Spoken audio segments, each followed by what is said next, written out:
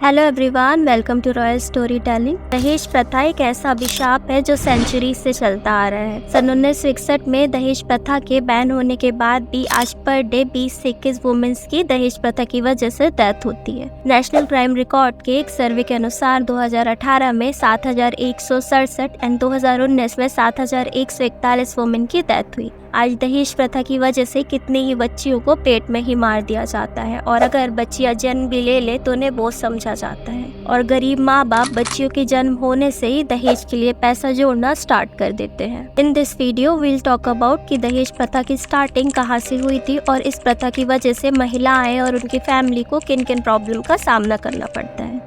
Historian Ariane and मैगस्टीन 300 BC में India है, but उन्होंने बताया कि उस टाइम तक इंडिया में दहेज प्रथा का नामो निशान नहीं मिला। दहेज प्रथा इंडिया में ब्रिटिशर्स के आने के बाद स्टार्ट हुआ। ब्रिटिशर्स के आने से पहले इंडिया में स्त्री धन का रिवाज था, जो वुमेन टू वुमेन एक दूसरे को पास किया जाता था, क्योंकि उस टाइम जमीन क्रेडिबल नहीं थी और घर की इम्पोर्टेंट संपत्ति सोना होती थी जिसे वुमेन संभाल कर रखती थी और इस स्त्री धन से वुमेन को सोसाइटी में हाई रिस्पेक्ट मिलती थी एंड हाई स्टेटस मिलता था और इससे वुमेन जब उनकी बेटी की शादी होती थी तो वो उसे पास ऑन कर देती थी उसकी सिक्योरिटी के लिए। इस स्त्री धन पर ना ही ब्राइड के हस्बैंड का हक होता था और ना ही उसके इन लॉज का। बट 19th सेंचुरी में ब्रिटिशर्स के आने के बाद 1956 में कुछ लॉस पास किए गए और जमीन को क्रेडिबल कर दिया गया। इट मीन्स इस जमीन पर ओनली मेल्स का हक होगा, इस पर वुमेन्स का कोई भी हक नहीं होगा। और अगर घर में कोई फीमेल बॉर्न होती है तो जब तक उसकी शादी नहीं होती तो तब तक प्रॉपर्टी पे किसी का हक नहीं होता और जब उसकी शादी होती है तो उसकी प्रॉपर्टी पर उसके हस्बैंड का हक हो जाता है। और यहाँ से स्टार्ट हुआ दहेज प्रथा का इतिहास, क्योंकि इसके बाद घर में मेल चाइल्ड का होना मैंडेटरी हो गया और इसी वजह से वुमेन्स को बोझ माना जाने लगा। राइट से दहेज लेना जैसे ग्रूम फैमिली का एक हक सा हो गया था। मैच को एक बिजनेस डील की तरह ट्रीट किया जाता था।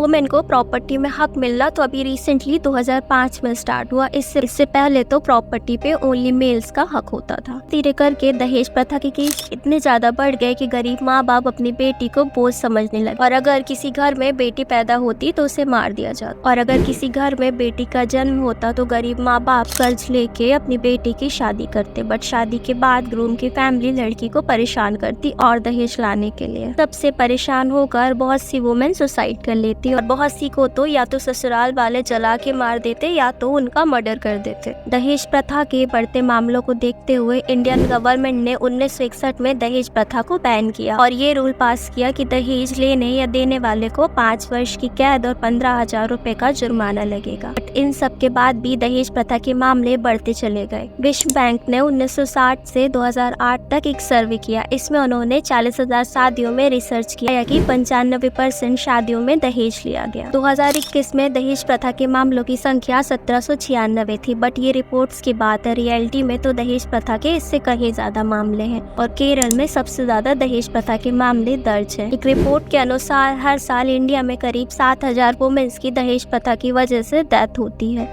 ये तो रही दहेज प्रथा की स्टार्टिंग की बात। इसके लिए गवर्नमेंट ने काफ़ी सारे रूल्स भी बनाए हैं, बट इन रूल्स के काफ़ी सारे नुकसान भी देखने को मिलते हैं, क्योंकि कई सारी वुमेन्स प्रॉपर्टी और पैसे की लालच में दहेज प्रथा का झूठा केस अपने इन लॉस की फैमिली को लगा देती हैं। सन 2021 की राष्ट्रीय अपराध रिकॉर्ड की एक रिसर्च के अनुसार दहेज प्रथा के 21,287 मामलों में से 418 मामले झूठे निकले। इन्हीं सब की वजह से आज के टाइम दहेज प्रथा के केस को काफ़ी लोग सीरियसली नहीं लेते और जो रियल केस होते हैं उन्हें भी झूठा समझा जाता है और आखिरकार भुगतना वुमेन्स और उनकी फैमिली को पड़ता है। एट द एंड मैं ये कहना चाहूंगी कि वुमेन कोई सामान नहीं है जिसे खरीदा या बेचा जाए। आज के लिए बस इतना ही। आपका क्या ओपिनियन है दहेज प्रथा के बारे में, प्लीज कमेंट करके बताइए और वीडियो अच्छा लगा हो तो वीडियो को लाइक करिए और चैनल को सब्सक्राइब करिए। Thank you.